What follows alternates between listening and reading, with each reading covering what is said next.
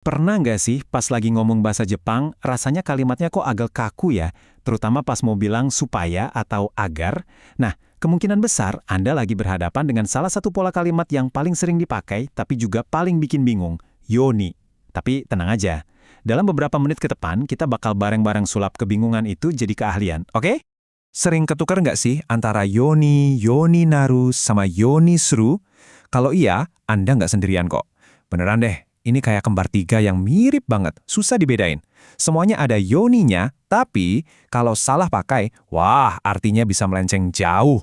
Nah, anggap aja sesi kita kali ini sebagai GPS yang bakal nuntun Anda melewati persimpangan tata bahasa ini dengan lebih percaya diri. Oke, ini dia rencana main kita. Pertama, kita bakal bongkar satu-satu ketiga pola yoni ini. Mulai dari yang buat tujuan, terus perubahan, sampai yang buat usaha. Habis itu, kita bandingin semuanya, biar jelas bedanya di mana. Dan yang paling penting, saya bakal kasih trik jitu sama latihan, biar ilmunya langsung nempel. Yuk, langsung aja kita mulai. Oke, kita masuk ke pola yang pertama, menyatakan tujuan. Ini dia bentuk paling dasarnya ya, anggap aja ini fondasinya. Pola yoni ini pada dasarnya menjawab pertanyaan, kenapa sih kamu ngelakuin itu? Jadi fungsi utamanya itu buat nyambungin sebuah aksi dengan tujuannya. Gampangnya, ini tuh artinya supaya atau agar. Jadi ada tujuan di depan, diikutin yoni, terus baru aksinya. Logikanya gini, kamu melakukan aksi supaya tujuan ini bisa tercapai. Simpel kan? Nah, rumusnya juga gampang banget. Anda tinggal ambil kata kerja, bisa bentuk kamus biasa, bentuk potensial yang artinya bisa, atau bentuk nai yang artinya tidak. Terus langsung aja tempelin yoni di belakangnya. Udah gitu aja. Nggak ada yang perlu diubah-ubah lagi. Super praktis. Biar makin jelas, kita lihat contohnya ya. Kalimatnya, Hayaku oyogeru yoni mainichi renshu shite imasu. Oke, coba kita bedah.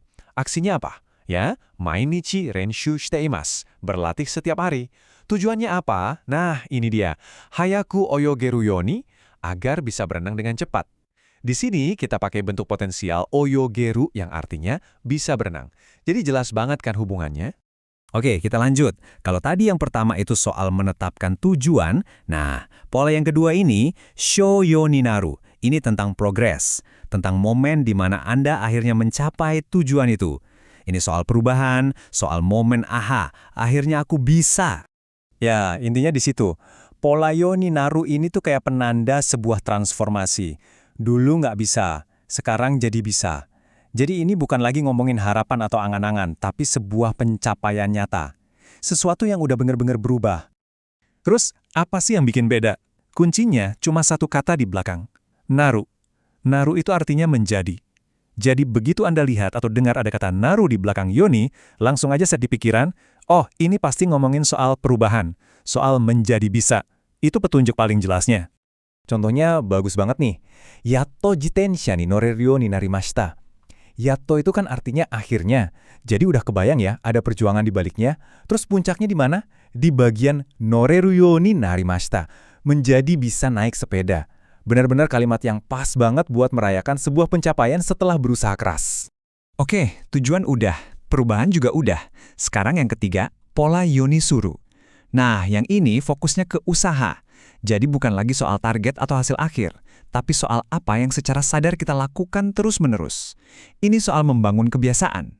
Anggap aja pola yoni seru, ini kayak komitmen atau janji ke diri sendiri. Kalimat ini dipakai pas Anda secara sadar dan aktif ya, mengusahakan sesuatu biar jadi kebiasaan. Kuncinya itu bukan di bisa atau nggak bisa, tapi di kemauan buat terus mencoba.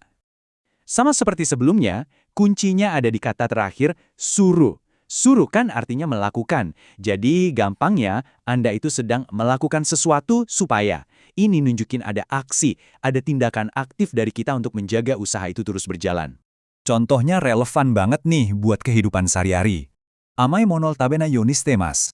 Perhatiin deh, ini pakai bentuk negatif tabenai yang artinya tidak makan. Jadi kalimat ini artinya saya mengusahakan untuk tidak makan makanan manis. Ini bukan berarti dia udah sama sekali nggak makan manis ya, tapi dia lagi berusaha keras setiap hari. Nah, itulah esensi dari yoni suru. Oke, kita udah bedah satu-satu. Sekarang, saatnya bagian paling penting, kita sandingkan ketiganya. Biar semua potongan puzzle-nya nyambung dan kita lihat gambaran besarnya.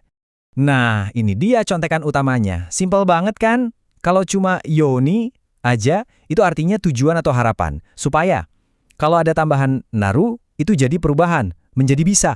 Dan kalau tambahannya suru, itu berarti usaha, mengusahakan. Jadi sebelum ngomong, tinggal tanya ke diri sendiri. Ini tujuan, perubahan, atau usaha? Jawabannya bakal langsung ngasih tahu pola mana yang harus dipakai. Ini contoh keren dari percakapan nyata. Ada seorang nenek di Jepang, Ogawa-san, beliau bilang, Mainichi chigauryo ryotskuri yo ni shiteimasu. Artinya, setiap hari saya mengusahakan untuk membuat masakan yang berbeda. Nah, beliau kan jelas sudah bisa masak ya kan? Jadi ini bukan soal menjadi bisa, tapi ini soal komitmen harian beliau, sebuah usaha sadar. Keren kan? Beginilah pola ini dipakai di dunia nyata. Oke, teori udah, contoh udah, perbandingan juga udah. Sekarang, bagian yang paling ditunggu-tunggu. Trik Jitu biar Anda bisa pakai ini semua secara otomatis, nggak pakai mikir lama.